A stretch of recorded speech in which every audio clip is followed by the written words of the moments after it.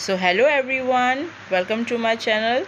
और हम यहाँ डिस्कस कर रहे हैं एक famous drama the zoo story and this drama is written by a famous American dramatist Edward LV.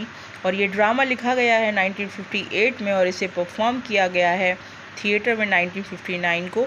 आप देख सकते हैं it's a one act play, absurd play इसे कहा गया है। और इसमें मेन कैरेक्टर जो हैं जेरी है और पीटर है। इसके अलावा इसमें दो कैरेक्टर और हैं, एक लैंडलेडी और लैंडलेडी का डॉग है।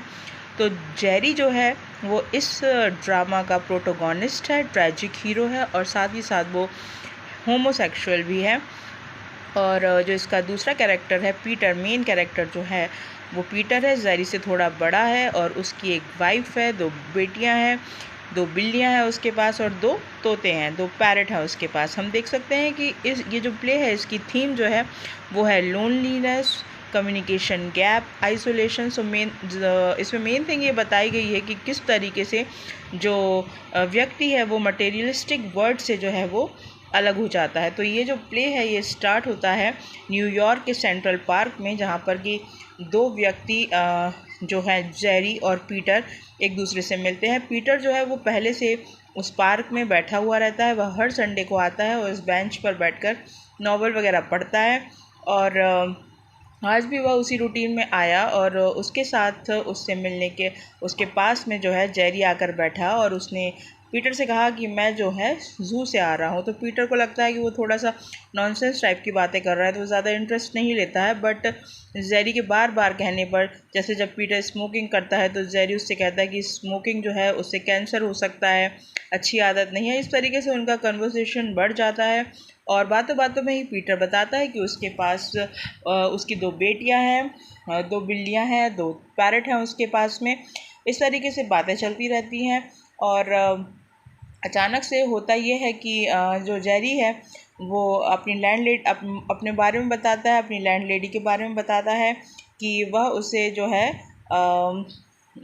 हमेशा डोमिनेट करती है और उसका जो डॉग है वो भी उस पर हमेशा गुस्सा करता है। तो कहीं ना कहीं जेरी के मन में है कि मतलब उसकी अहमियत इतनी भी नहीं है कि उससे एक डॉग भी प्यार से बात कर सके। ये सब बताता है। उसके बाद अचानक वह पीटर से कहता है कि तुम बेंच के थोड़े साइड में खसकते जाओ। तो जब पीटर उसे कहता है कि जगह नहीं है तो इस बात पर वह उसे पंच मार देता है पीटर को। तो पीटर को लगता है ये सचमुच पागल है। पर कुछ समय बाद जब वो चाकू निकाल लेता है जेरी, तो पीटर समझ जाता है कि इसके जो दिमाग में कुछ ना कुछ जो है वो प्रॉब्लम है। और अचानक अपनी सेफ्टी के लिए जो है पीटर है चाकू अपने हाथ में ले लेता है और उससे जो है जेरी को घायल कर देता है। अब जब जेरी घायल हो चुका है तो वह क्या करता है कि जो नाइफ़ रहता है, चाकू पर जो पीटर के निशान होते हैं, वह उसे साफ़ कर देता है।